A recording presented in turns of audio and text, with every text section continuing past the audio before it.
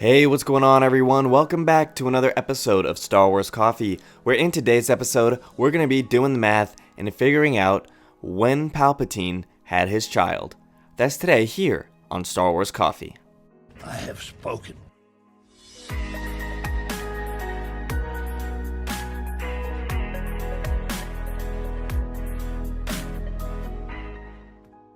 Hello there to all of the returning subscribers, but if you're new to the channel and you're just finding me for the first time, be sure to hit that subscribe button, hit that like button on this video and any other video from the channel that you check out, and be sure to hit that notification bell so that the bell is completely filled in, as this is the way you will never miss a new video the second it goes live.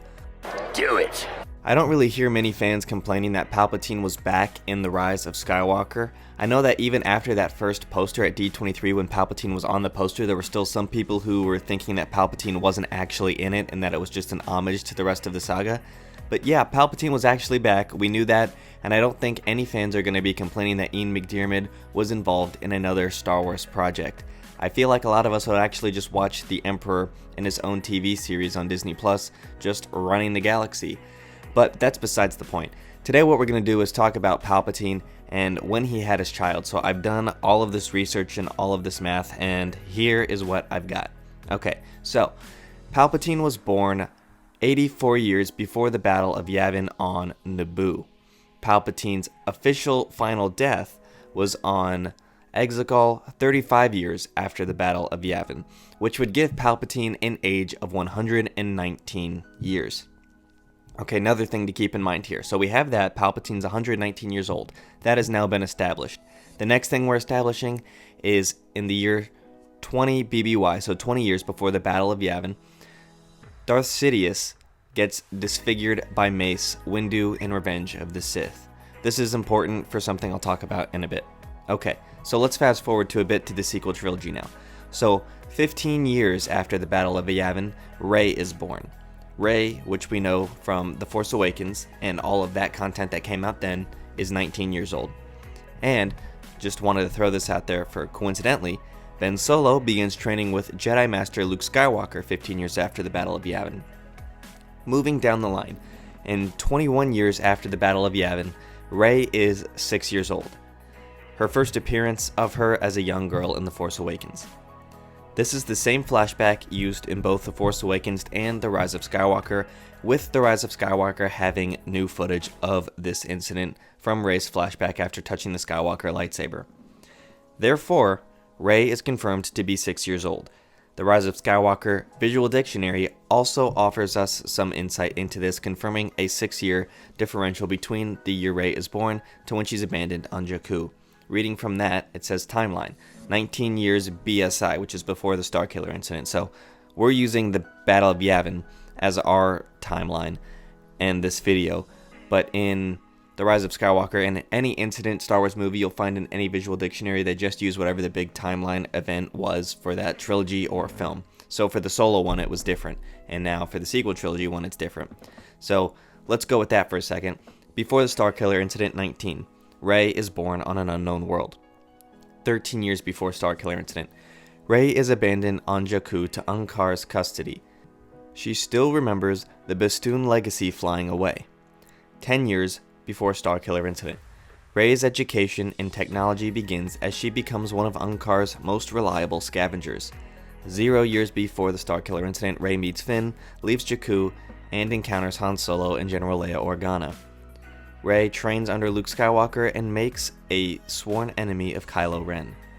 1 year after Starkiller incident, Rey continues training in the ways of a Jedi under Leia Organa. That's the timeline that they gave us in the Rise of Skywalker Visual Dictionary for Rey, which again just confirms that she's 6 years old. That's the main reason I read that. So, next point. If Darth Sidious had his child during the beginning, keyword the beginning, of Revenge of the Sith, his son would have been about 40 years old by the time he died. Not by Palpatine's death, but by the time that the child died.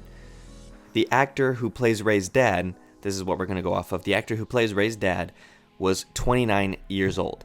So we're definitely going to say that he does not look 40, which concludes that Palpatine must have had his child during the reign of the Empire. He likely had to mask his appearance to do so, especially considering the fact that he references Rey as his granddaughter, but he has no issue saying that he made and created Snoke, which suggests that he didn't create Rey, and that they are the result of a natural biological relation, rather than a created in a lab type of deal. So, was Palpatine actually able to mask his appearance? That's the next thing that some of you may be wondering. Answer is yes. He actually did this in Rebels. So, during the battle to liberate Lothal, Ezra surrendered to the Empire aboard Grand Admiral Thrawn's flagship in order to stop Thrawn from bombing Lothal's capital city. Thrawn brought Ezra into a chamber aboard which contained a portion of the Lothal Jedi Temple, which the Emperor had ordered to be a painstakingly excavated stone by stone. Since the Emperor was off-world, he used a hologram projection to present himself in his more benevolent, pre-scarred form, so pre-Mace Windu, disfiguring him. That's why we brought that up at the beginning, because now here is where it comes back into play. In an attempt to get Ezra to unlock the portal to the world between worlds, the Emperor tried to tempt Ezra with the opportunity of reuniting with his deceased parents. Very familiar type of thing. Palpatine loves to use this deception with loved ones who are either going to die or are already dead, hence Anakin. Ezra, however, recalling his earlier lesson in the world between worlds, decided to reject this offer, knowing he had a family, and then proceeded to pull down the temple into rubble. This caused the Emperor's hologram projection to shift from his benevolent persona to his true form. With his plan in tatters, the Emperor ordered 3 of his royal guards and 3 stormtroopers to execute and kill Ezra. However, Ezra was able to use the Force to crush the soldiers with the rubble and escaped. So it's clear that Palpatine was able to mask his persona and put on his facade of Palpatine rather than Sidious. So this confirms he was able to mask his appearance, which has to be likely what he did, because just take a look at him. So we can conclude from this is that Palpatine had his child during the reign of the Empire. Once again, the actor who plays Rey's dad in The Rise of Skywalker was 29 years old, so we will give a span of about 20 years for Palpatine's age, just in case, he's actually supposed to be 40. So let's say he would have been in his late 60s, Palpatine would have been, in his late 60s to his early 80s when he was able to have his child. Now, remember, that sounds really old, but Palpatine was born 84 years before the Battle of Yavin on Naboo, and he died 35 years after the Battle of Yavin. So the dude's already ridiculously old by the time the Battle of Yavin even comes to pass. So he would have been in his late 60s to his early 80s by the time he was able to have his child. So what we're going to have to deduce from this is that the Force is able to get the job done.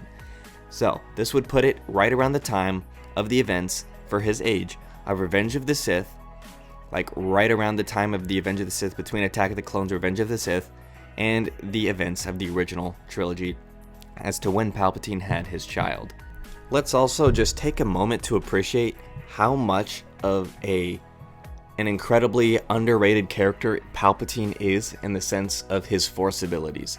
Like in the live action films in all 3 trilogies, you don't get a great idea of how powerful Palpatine actually is with the Force, because what we see him do is shoot Force lightning, and then we see him use his lightsaber for like maybe 3-5 minutes of screen time. But in like all of the extended content that we have in the Clone Wars and all of the novelization and Rebels and everything, Palpatine is a complete utter BA. The dude is on it. He is able to manipulate everything behind the scenes. He's like the ultimate puppet master. And I just think that we all need to take a little bit of time and appreciate Palpatine for the incredibly great character he is, and especially the performance that Ian McDiarmid brings to the role. In case some of you guys weren't aware, Ian is actually doing some voiceover work for Rebels. I believe they've already re-released some of those episodes with Rebels on Disney Plus, where Palpatine is voiced by Ian. So be sure to check that out. And let's just once again appreciate the fact that Palpatine was able to be the Emperor. He was able to essentially go into hiding, and still, if you checked out the Battlefront 2 campaign, was still able to be the Emperor without actually being alive, quote unquote. And we just got to appreciate how great Palpatine is as a character. So I just wanted to toot the Palpatine horn there for a second. and really appreciate this character for everything that he is. We're all about Luke, Vader, anybody who actually wields a lightsaber a lot, but we're not really giving the proper amount of credit due to Palpatine just because he's behind the scenes. So I just wanted to do that here at the end of this video. So thank you guys for watching. Be sure to hit that subscribe button, hit that like button if you enjoyed this video. Also, I'm on Twitch now at Star Wars Coffee YT. I play Battlefront 2 over there, so be sure to go give me a follow over there. And thank you guys for watching. Feel free to check out some more videos. May God bless you and the Force be with you. If you enjoyed this episode, and frankly, even if you didn't, don't forget to subscribe. Do it. And if you want to help spread the word, please give this video a thumbs up and tell your friends to subscribe. Please check out the official Star Wars Coffee merchandise, and don't forget to check out all of the content playlists on this channel, including The Rise of Skywalker, The Mandalorian, and much more.